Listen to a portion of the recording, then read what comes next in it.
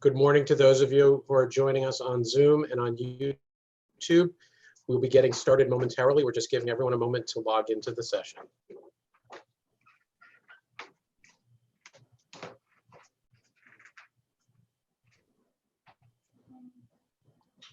Good morning and welcome to WITA's 6th interview of candidates to be Director General of the World Trade Organization.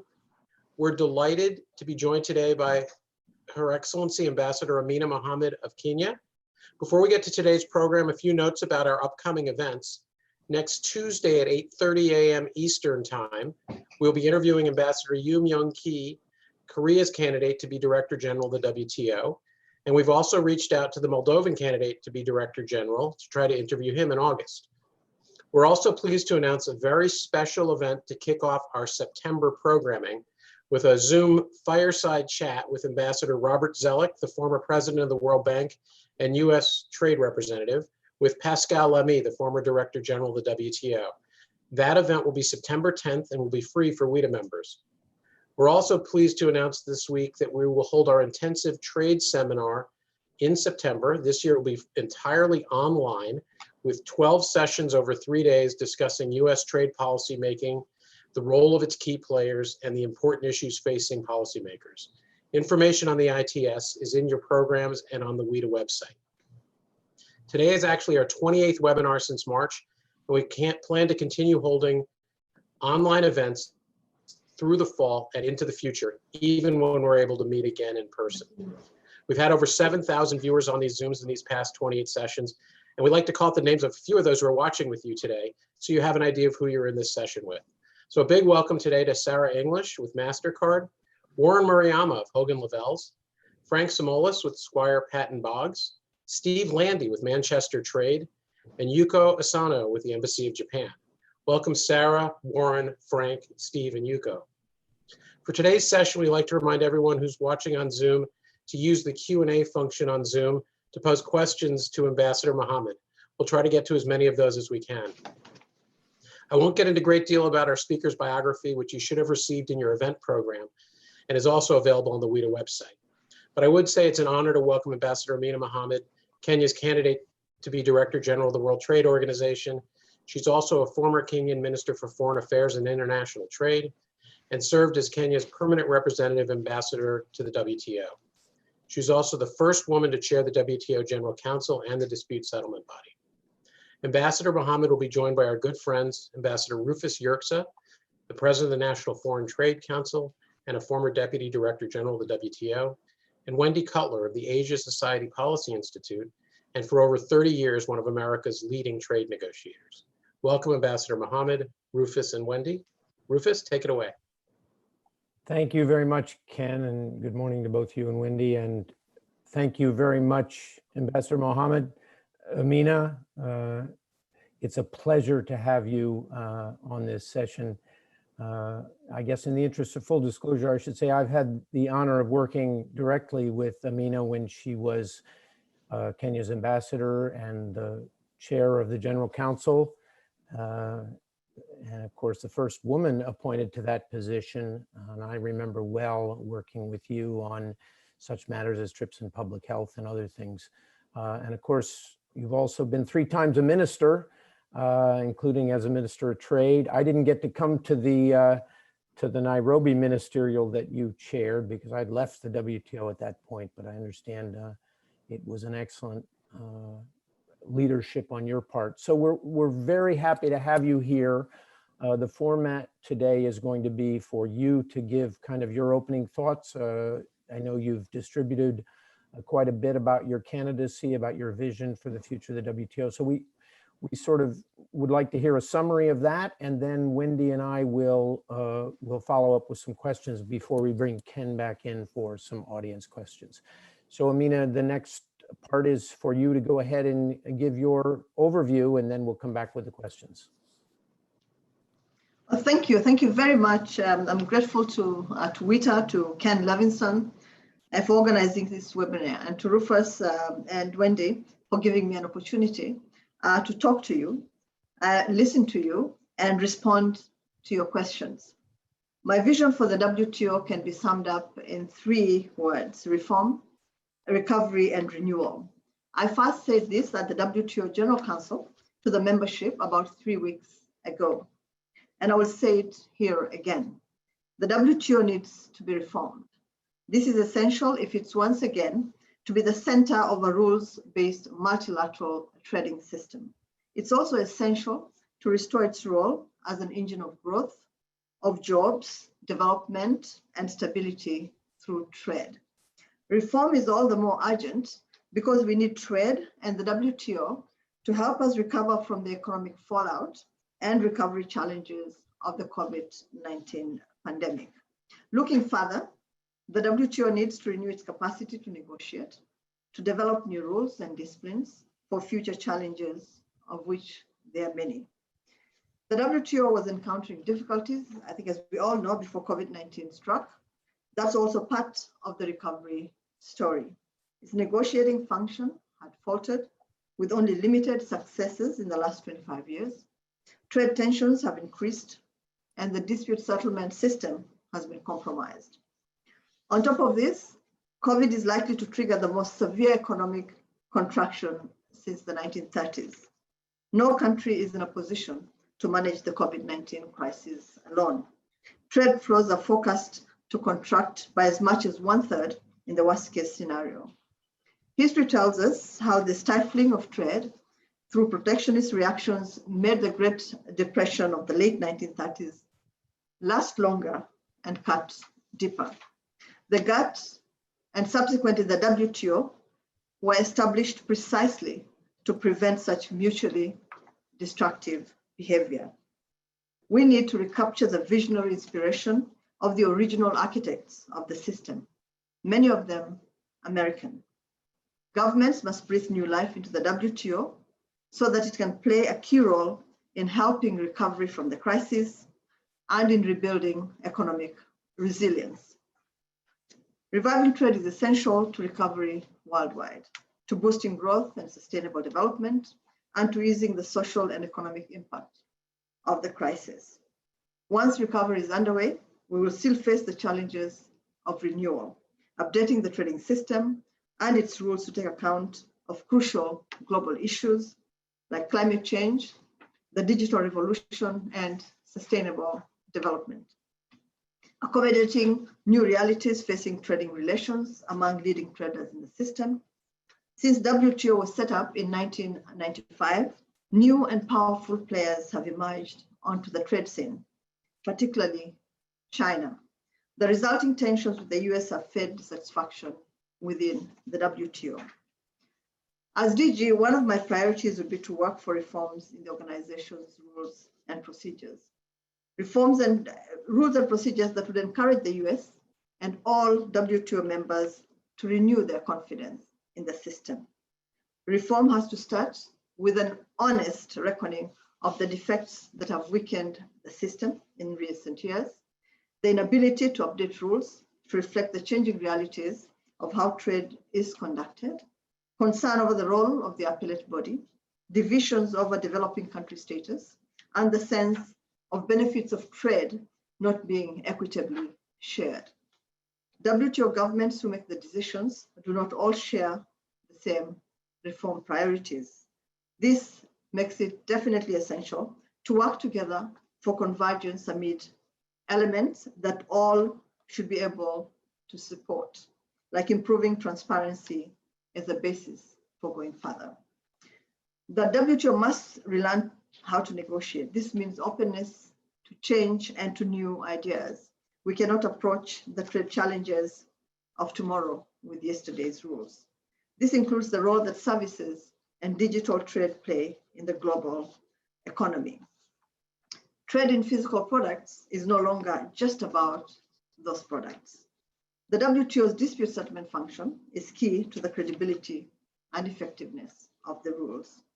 Members have been working to address these concerns in a process led by the General Counsel Chair.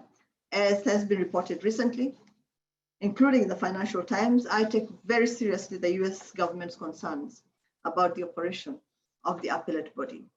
As DG, I would use my skills as a consensus builder into reinforcing these efforts. We need to find a way through the problems of the dispute settlement system to make it once again an instrument that all of us can use with confidence. We need a WTO that's fair and that's equitable, taking into account the level of economic development of each member. The WTO should give effect to its development objectives in a practical and enabling way, focusing on needs and on results.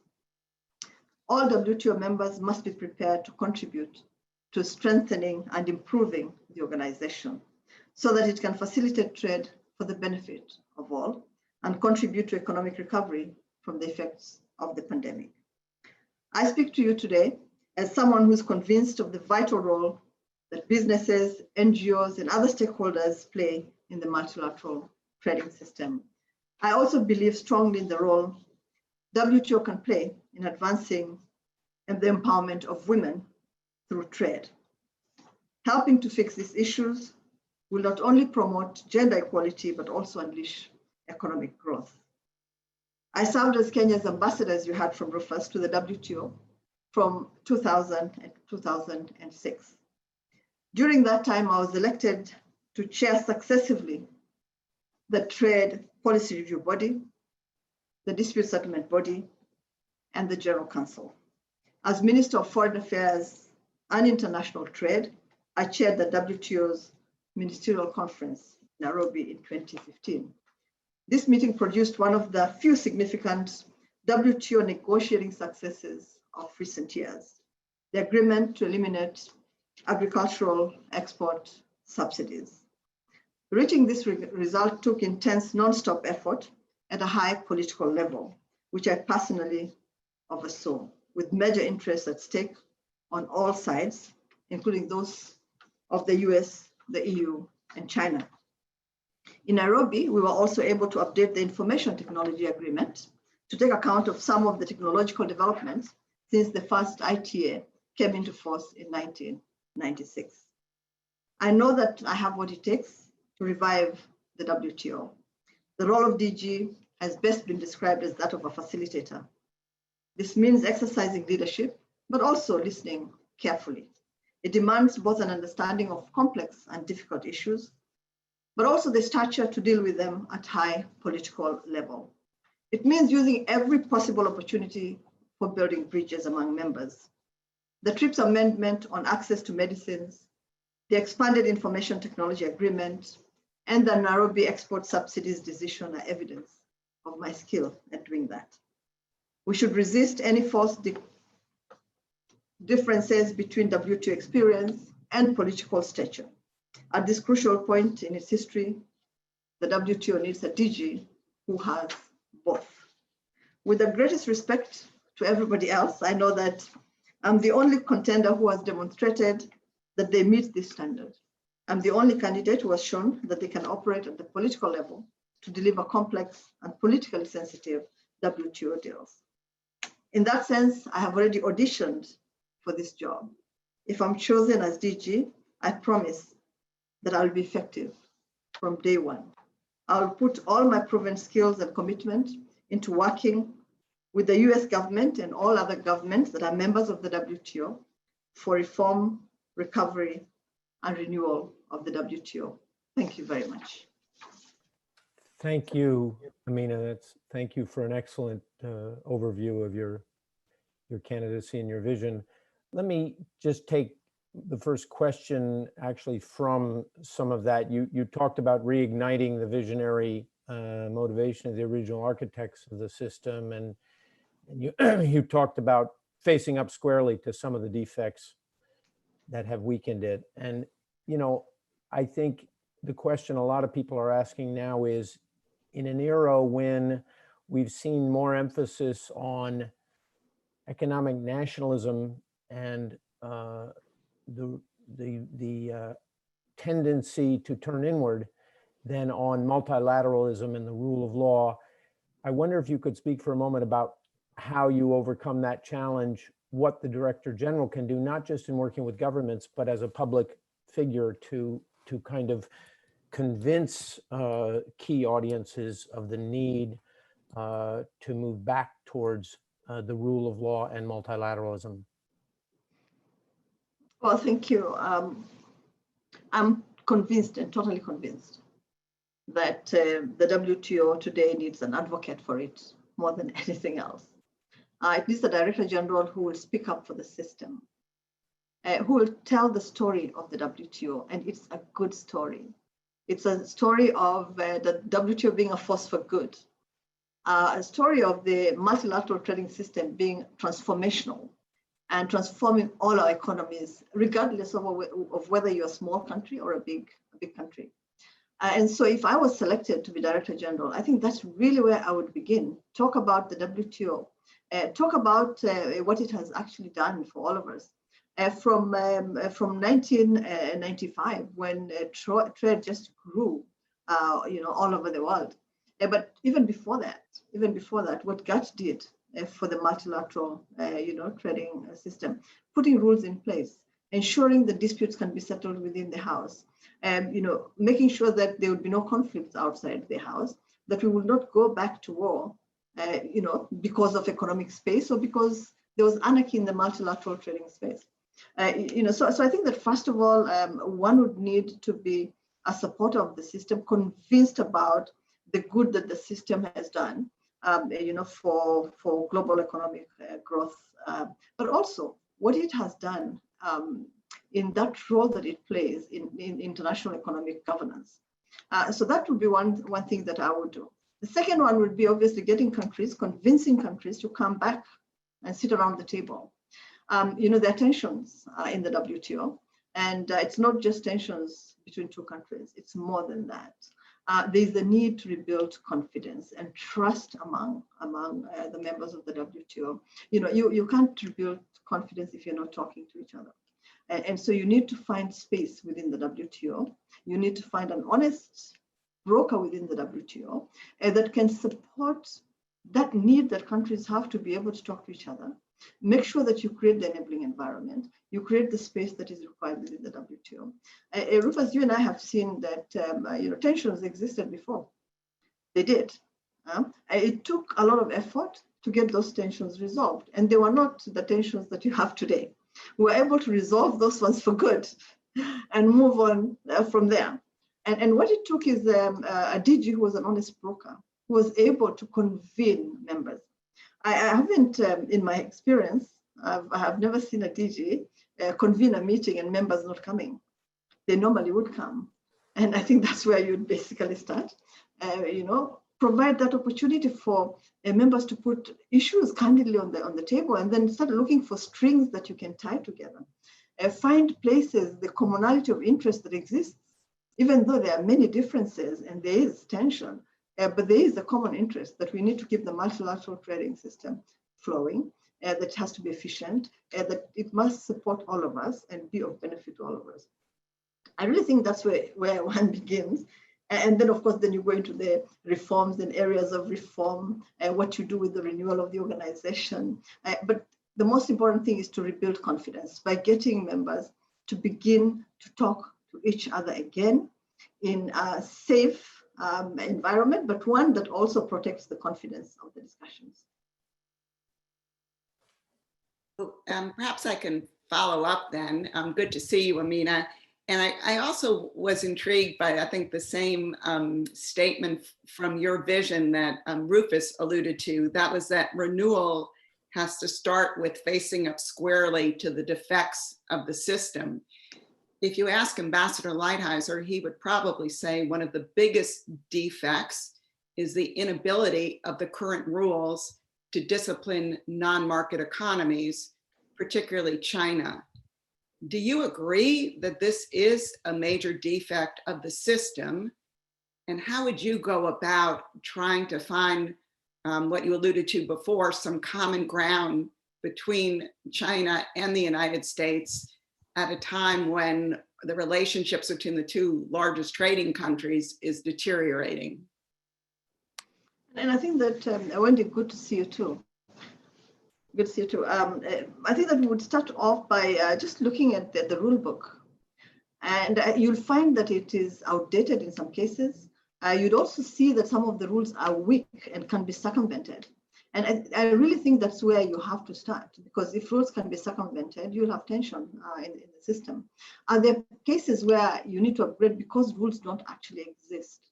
And so you need to get countries around the table to have discussions. And I think that if we have candid discussions, put everything on the table, you realize that it's about the rules. It is a multilateral trading system that is based on rules. If the rules are not able to fix the challenges that countries are facing, including the ones that you're referring to, we need to seriously look at those rules. And I think this is an example of members coming together to deal with the subsidy issue. There is a proposal that has been worked on by the US, the EU, and Japan. And I talked about this before. I'm hoping they'll put it on the table. If I'm selected to be Director General, to be one of the first proposals that I would want to see on the table so that we can discuss the real issues. What is it that is driving up this tension?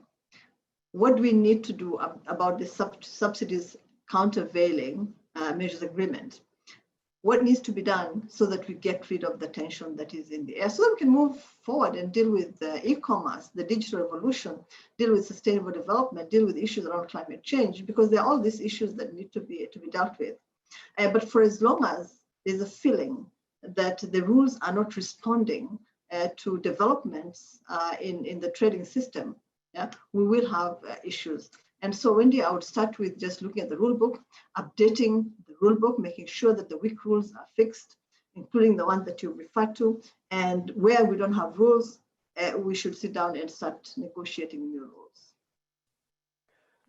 So let me follow up from that, because obviously you also talked about the dispute settlement system, and you know, one of the other DG candidates said it pretty succinctly, that any rules-based system without an effective mechanism for resolving disputes will lose credibility over time.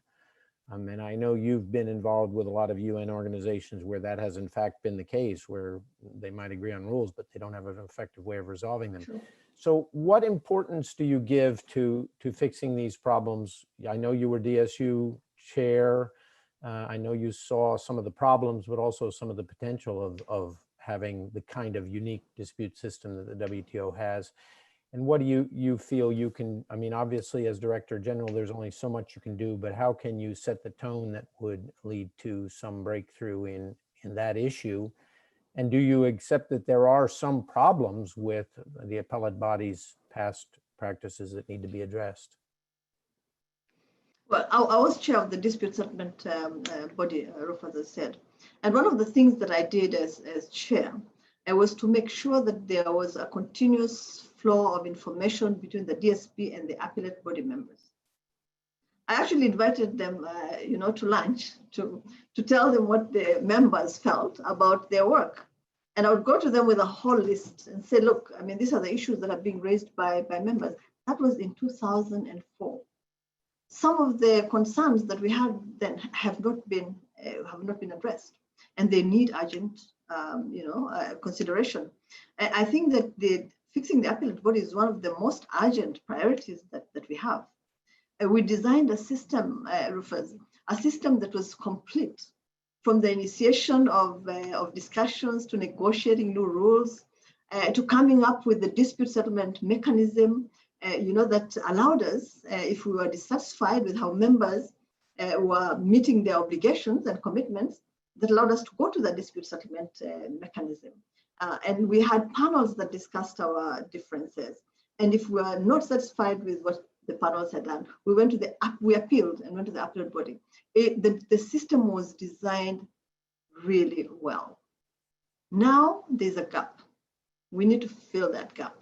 And because there's a gap, other members will come up with interim solutions, with things that they need to do to make sure that the system that we had for appealing cases, for appealing decisions of the appellate body, of the panels, was reinstated. So we need to urgently, deal with that issue. And yes, I agree with some of the concerns that were raised. I had those concerns raised in 2004 as well. The whole concern around overreach. It existed. At the length of time it took for the dispute, the appellate body to prepare its reports. Yeah, the lower limit was 60, the upper limit was 90, but in most cases, they went beyond that. And it's one of the issues I discussed with them all the time and said, the members are really concerned about how long it's taking you to prepare these reports, and you really need to take that into account. And we had these meetings every 3 months, at lunch. They told me how they felt about, how much, I think, pressure we're putting on them. And I told them what we felt and told them that they had a mandate, a clear mandate. It had been negotiated by members, and they cannot add to that mandate or reduce from it. They can also not add to the rights of members negotiated under covered agreements or diminish from them. That was not their role. They had a clear mandate in the dispute settlement understanding, and I wanted them to stick to that mandate. And I think that we need to look at where they have veered off the mandate and go back to that. And then look at the proposal on the table that was prepared by Ambassador Walker and see whether between those two we can find a way through the challenges that we're facing. But fix the appellate body, we must. We really must. Because right now the system has a gaping hole, and that hole needs to be filled. So back to the theme of developing new rules, one of the hurdles in doing that is getting all the members to agree that these rules need to be updated. And as a result, we've seen the proliferation of plurilaterals in Geneva and elsewhere. I'd be interested in your view on plurilaterals, because I'm sure inclusiveness is also important as well. How would you balance the two? And also, with respect to plurilaterals, do you think the MFN principle should be revisited? In other words, those who negotiate the new rules shouldn't have to give the benefits to those that haven't made concessions. Absolutely, Wendy, totally. First of all, plurilaterals they're not new in the system. We've had them. We had them under GATT, and one of the things that we hoped would happen with the WTO, and I think that was also the intention, was to make sure that we'd avoid the fragmentation that plurilaterals had caused the system. But they've existed before, and I think they will continue to exist. I think that is one of the things that came out of both Nairobi and Buenos Aires. That because we cannot go back and reignite the multilateral negotiating function, as quickly as we would wish, that countries that wanted to take on additional obligations would then come together and form the subsets of countries that would come together and start working on agreements or negotiating, new obligations for themselves, additional obligations for themselves. So that has been in the system before. I think that it complements the multilateral system. And what you just said about sharing the benefits on an MFN basis, I think that is going to be absolutely essential if you want broad acceptance of the plurilateral negotiations that you have undertaken. We did it in Nairobi, Wendy, with the ITA too. After we got agreement, and I had to travel several capitals to get that agreement done, because it wasn't an easy agreement to do. The parties to the negotiations had negotiated it. It was complete, but it was being rejected by the majority of members of the WTO. And so I had to travel to a number of capitals to make sure that the ministerial did not fail. That we actually had a successful ministerial, that we sent out the right signal to the international community that the WTO was still relevant for international economic governance. And so we got the ITA, and after we had all agreed that we need to put it on the table for members to adopt, and we made that announcement that the benefits of ITA 2 would be shared with all members on an MFN basis, and that there would be open accession for any member that wanted to come on board. And then we had absolutely not a single objection, and we were able to have it adopted alongside the export subsidies prohibition agreement. So it's very, very important that even as we negotiate the plurilaterals, and there are 3 of them that are being negotiated now, that at the end of those negotiations, we agree that the benefits will be shared on an MFN basis with all members so that you have broad acceptance. You need broad acceptance for e-commerce. The digital revolution is here to stay. And you want to encourage members to come on board. And so you need to have the open accession, but also share the benefits with them, as you have indicated on an MFN basis. I wonder if I could go on to another question, which has to do with the importance that a lot of countries are placing on making sure that the WTO system can work in conjunction with other international agreements and other areas of international cooperation. And in this sense, I think one of the big challenges in the future is obviously going to be climate change. And I'm wondering, you've said some things in your vision about this. It's just one of many areas. I could also cite the area, obviously coming out of a pandemic, the whole area of public health and of avoiding a kind of a problem of a breakdown in international cooperation in those areas, and the trade-offs between countries taking restrictive measures for their own health needs versus international cooperation. So I thought I'd give you a chance to just sort of address your vision in those 2 areas, climate and health. Well, thank you very much, Rufus. And maybe start with climate. And I think you'll remember that we had it's part of the trade and agenda, trade and different issues agenda. We had a committee on trade and environment. It really hasn't worked well for a while now. But when I was here, I remember that we used to attend the meetings of the Trade and Environment Committee. And we had actually started working on a list of environmental goods and services. I don't know whether you recall that, but that got stuck along the way. And I think that would be the first place, if I was selected, that I would start the conversation from. Reignite the work of it exists, the committee exists, it's just not working. So we need to get it to start working again. I think the list that we had begun of environmental goods and services, I think that needs some attention.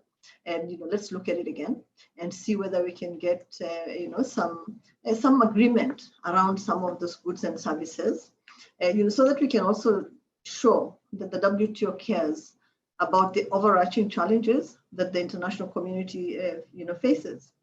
I worked with UNEP, and when I was at UNEP, I tried to actually get WTO participate in some of the meetings that we were having, because at UNEP we decided that we would rather jump in early and start developing green financial instruments.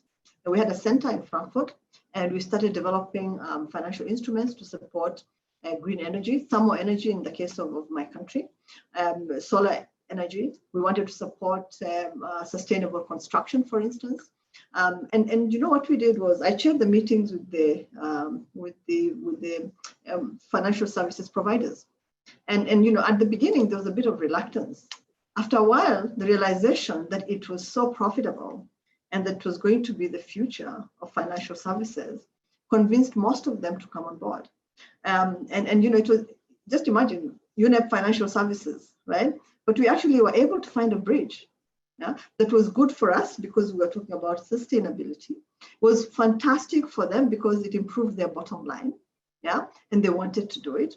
Now, I don't think you can find a single financial services facility that doesn't have a department that deals with green instruments, financial instruments. So I think that we can take the same route. Have discussions around what makes sense for the trading community, just in terms of environmental goods and services. What can we trade amongst ourselves? And so basically, I think that there is something that we can do. We can work with others as well.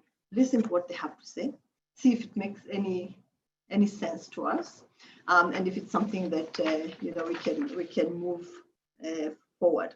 And of course, you need to develop rules.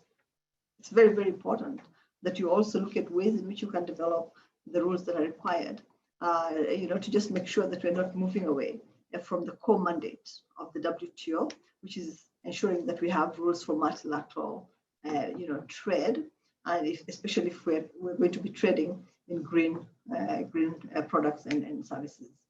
On the pandemic, I think that it's really important, and Roberto began that. He convened a meeting. During that meeting, a statement was issued, and the statement basically indicated that government members should stop putting trade restrictive measures in place, and that they should put trade facilitating measures in place. He had the FAO at the meeting, who confirmed that there was enough food and that there was no need to stop exporting food products around the world for those that were producing food, and that it was hurting the net food importers because there was nothing that was being traded. And so I think that the most important thing for the WTO to do during this pandemic is to work with other organizations that are dealing with this. I remember the statement was co-signed by the World Bank and the IMF that also gave their input into the statement. The pandemic affects everybody. It affects all of us. WHO was also part of it. So we need to make sure that we play our role. Our role is to make sure that markets are open, that trade is flowing, that there are no shortages of products, false shortages of products that cannot be proved by the shortage of a real shortage, and that countries out of fear would lock up their markets, out of fear would refuse to export products that are needed. It's clear to me that if we erect barriers, it will take us so much longer to deal with this pandemic. And we need to keep the markets open. We need to make sure that the commitments that we undertook as members are not compromised in any way. And if we're putting up barriers, we need to notify. We need to make sure that they're not there for long periods of time. And I think we're all encouraged to see that the statement actually made a difference, and that countries started bringing down the barriers that they put up, and instead putting in place measures that were actually facilitating trade. But working together on resolving issues is really going to be critical, because these pandemics, they affect all of us in equal measure. And so we need to do everything that we can. Everybody should carry out their mandate to make sure that we limit the damage and the destruction that such pandemics can have on our societies and communities. So allow me to switch gears a bit and talk a bit about the qualities that folks are looking for in a director general. And there's some that are saying, you know what, the WTO is in crisis. Now's the time to look for someone outside of Geneva, someone who doesn't have all of this trade baggage and trade knowledge, but maybe someone who just bring a fresh perspective, someone who is a clean slate, and someone who is more connected, maybe at the political level. How would you address these comments? Well, I'm a minister right now. I'm a minister in the cabinet of President Uhuru Kenyatta. I'm a political leader right now. I am not a technical officer in the mission, nor am I working at the WTO.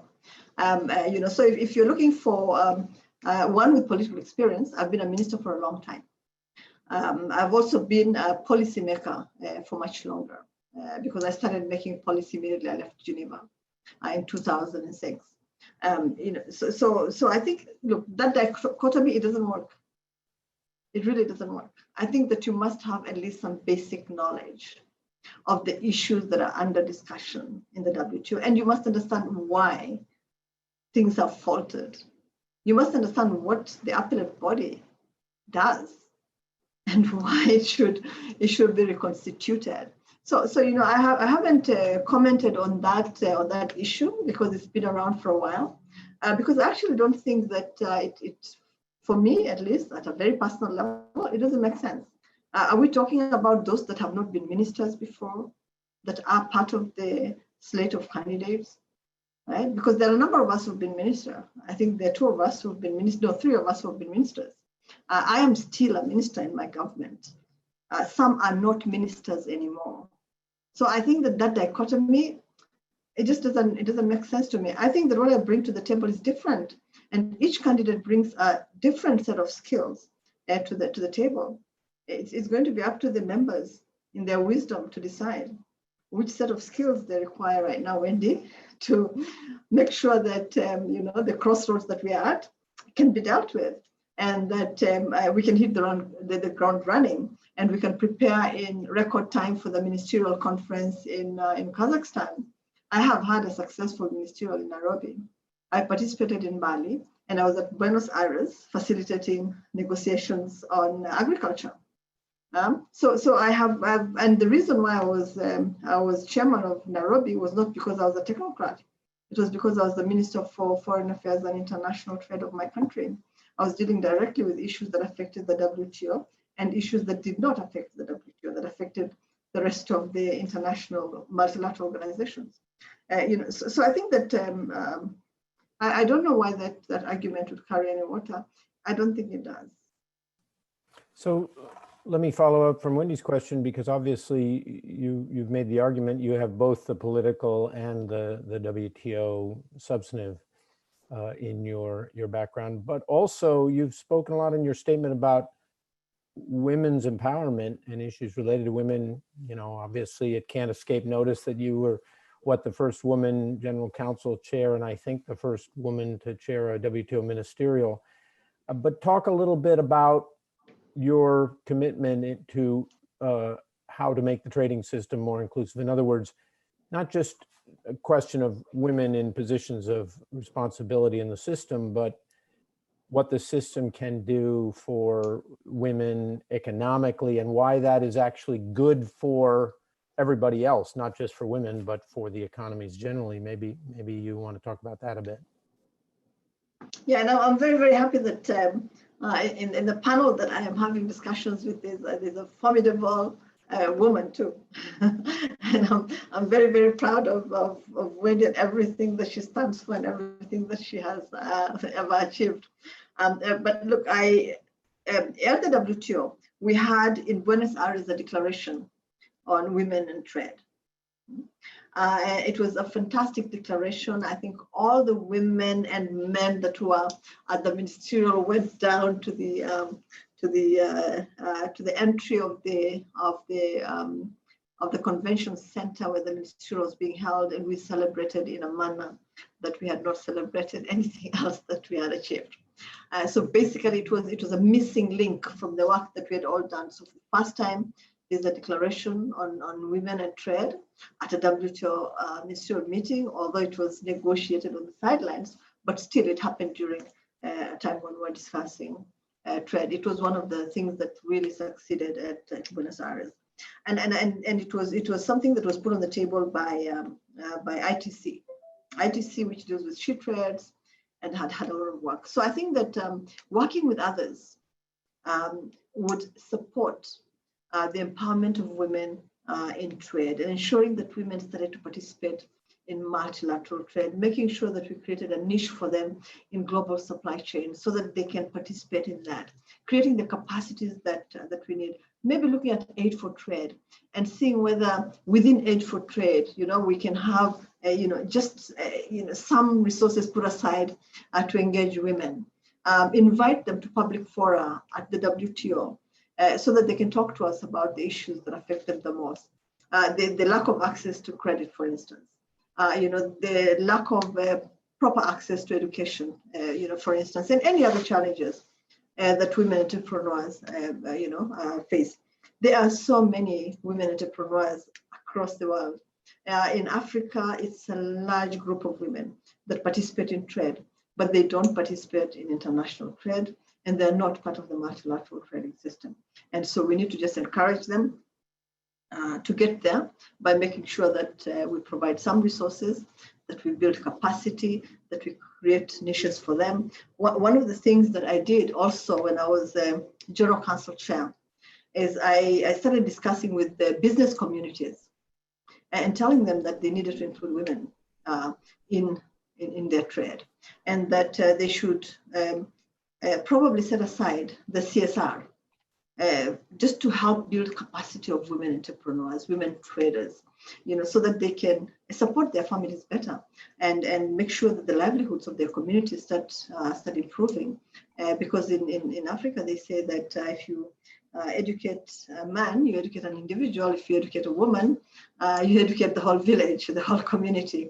And so, so I was encouraging everybody to just, invest a little bit in building the capacity of women. So I think that's not something the WTO can do alone, although it can create the spaces, like I said, during the public forum, during the dialogue with the ICC, and maybe talk about how the ICC can support women together with WTO. WTO has great convening power, and it has wonderful coordinating, power as well. I would, if I was selected, use that to make sure that women are not left behind. I see Ken coming back in. Hopefully that means we've got a lot of good questions from our audience, and to give them as much time as possible, why don't I turn it to you, Ken? Thank you, Rufus. Thank you, Wendy. Thank you, Ambassador Mohamed. Really terrific discussion so far. You've covered a lot of ground. We have a few questions that have come in from our audience, and if anyone wants to use the Q&A, we've got a pretty long queue, but we'll try to get to as many as we can. I'm going to combine two of them right now, Ambassador Mohamed. It follows a little bit on the one that you just answered about empowering women in trade. It's asking about another part of history you would make if you were chosen as Director General, and that is 6 of the 9 people who've been Director General of the GATT or the World Trade Organization have been Europeans, and no one has been from Africa. Do you think it's a particularly important time for someone from Africa to lead the organization? And if you were to be chosen to be leading it, this question comes from Flori Lizer, who was the Corporate Counsel in Africa and former U.S. Trade Representative, Assistant USTR for Africa. She asks, as an African and with your extensive WTO experience, how would you as DG help Africans play a more significant role in the global trading system to impact the system through their participation in the WTO?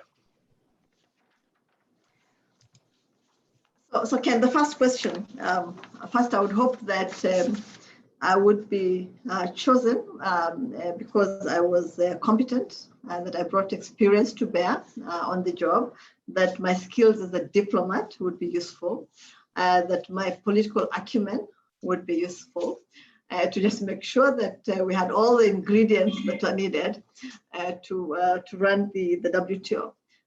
But if you had, all of us had the opportunity for a woman to be selected, and an African woman at that, I think it would send such a powerful signal of just the beauty and the benefits of diversity.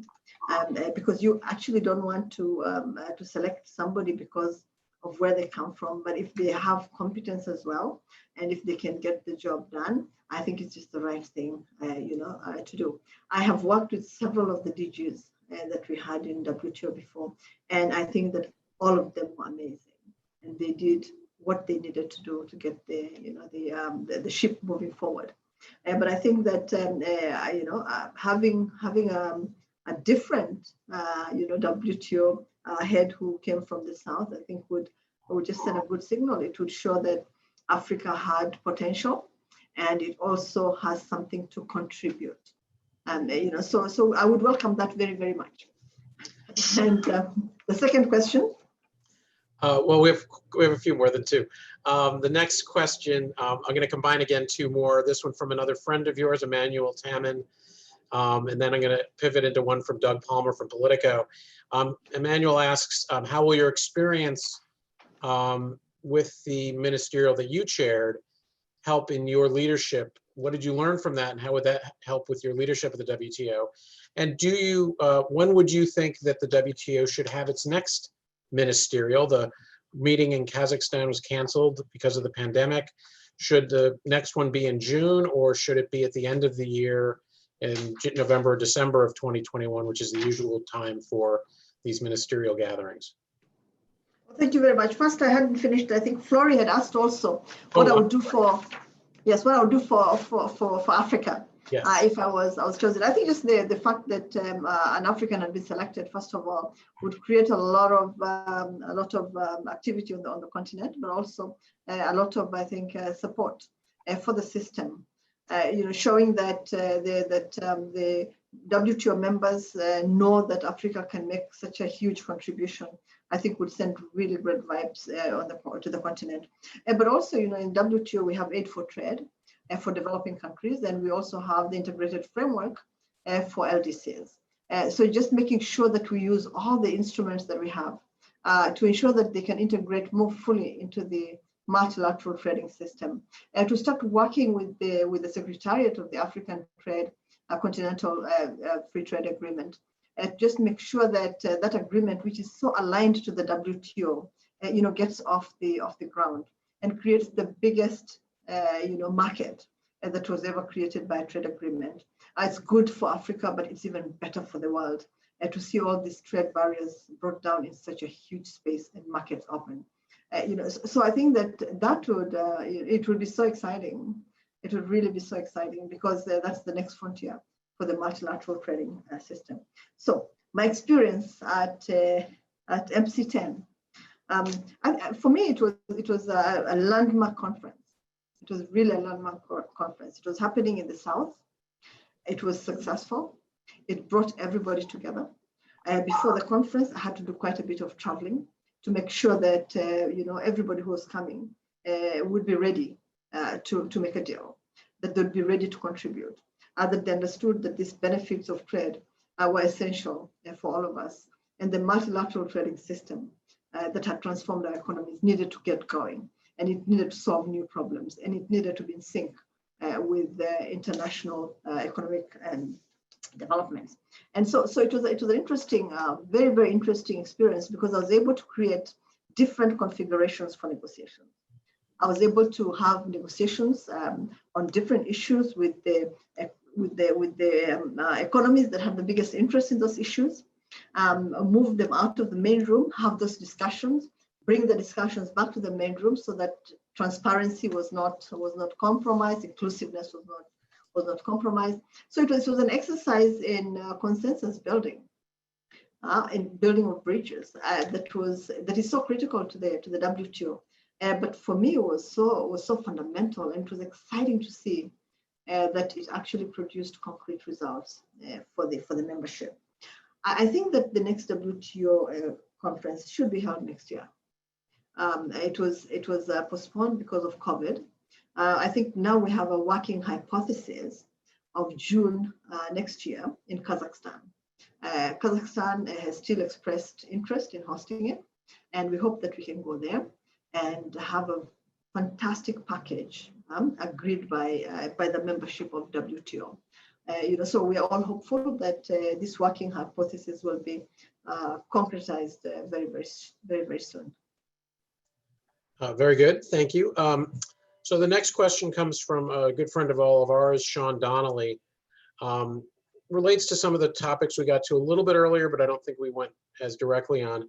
And that has the US, along with the issues it's had with the appellate body, has raised issues with the issue of self-declaration of developing country status, where some very large, powerful, and fast-developing countries have insisted on keeping developing country status and the special treatment that accords. If elected DG, how would you handle this issue?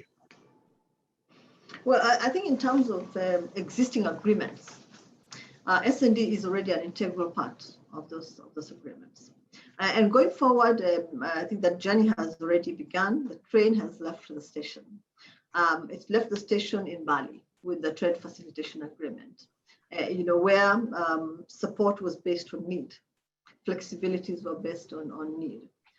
So that has already begun. And then the self-declaration of 3 countries, Chinese Taipei, Brazil, and Singapore, that they would no longer require S&D in future agreements. It just, I think, solidified what the TFA had done. And so going forward, I think you'll see more of that. You'll also see that S&D will be needs-based. So as if I was selected to be DG, I think I would continue that discussion. And I think it will be also important to have very, very candid discussions with some of the members that would then let us know how they wanted us to treat this going forward. But I think that train of looking differently at S&D in future agreements has already left the station. We already have the TFA. We have self-declaration by some countries, and I think that it will continue to move in that direction. Thank you. Another question here. This one comes from Peter Algier, another friend of all of ours, and I'm sure someone you've worked with for many years. Peter asks about, mentions that the rules and commitments and services are seriously out of date. As DG, would you encourage members of the TISA Plurilateral to reignite those efforts and provide secretariat support, or would you pursue services renewal in a different way? Oh no, hi Peter, I'm really, really happy that you've asked that question, because I think we need to reignite those negotiations. We need to get members around the table again to continue talking about services. As I said, services grease everything. Today, services trade, you can't even compare it to agriculture trade, which the negotiations which we spend so much time on. And so it's really, really important that we reignite discussions around services.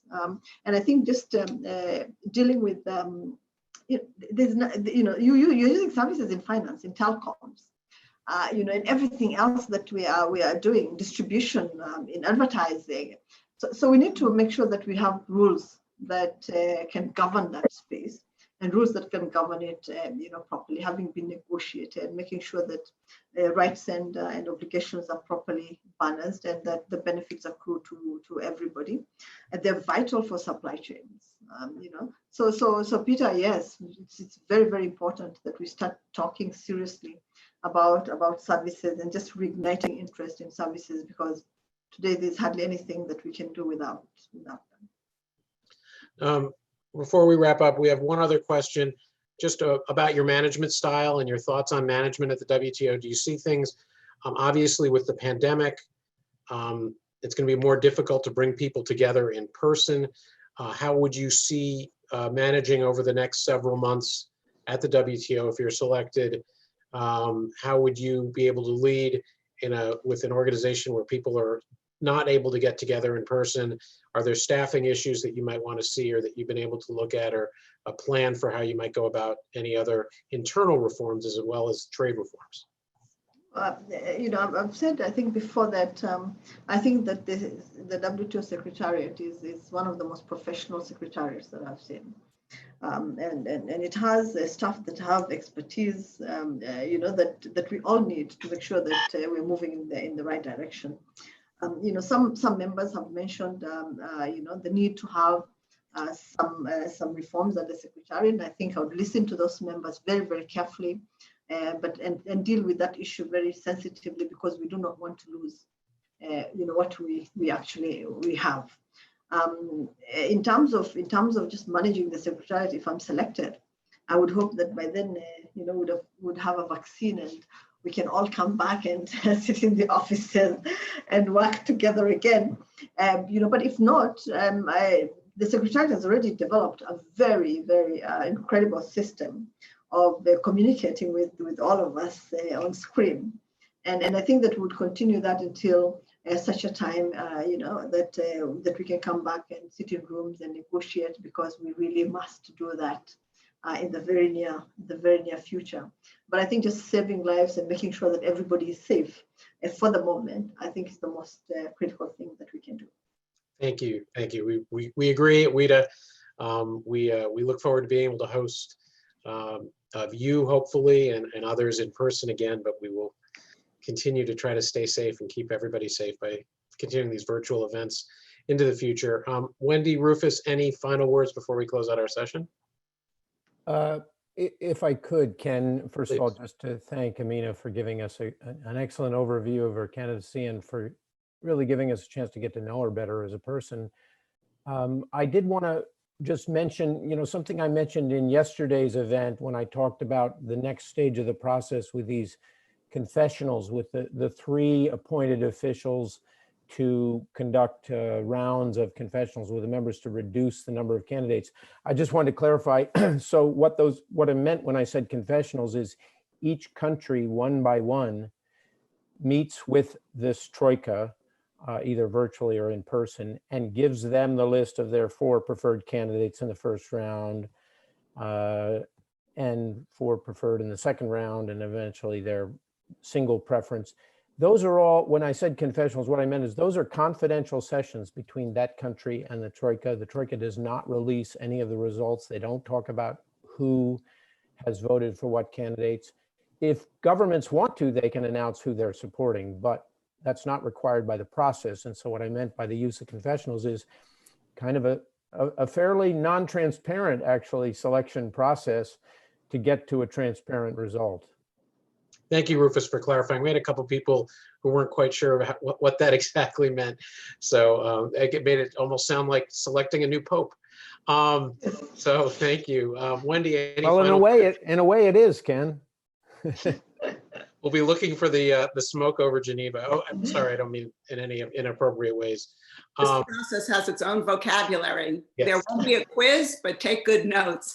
Yes. But I just wanted also to just share Rufus's words towards Amina. Thank you so much. You've been very patient with us. I think you fielded a lot of questions, covered a lot of ground.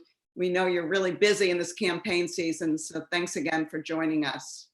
Thank you very much. Any final words, Ambassador? Well, I just want to thank you, thank Rufus, thank Wendy.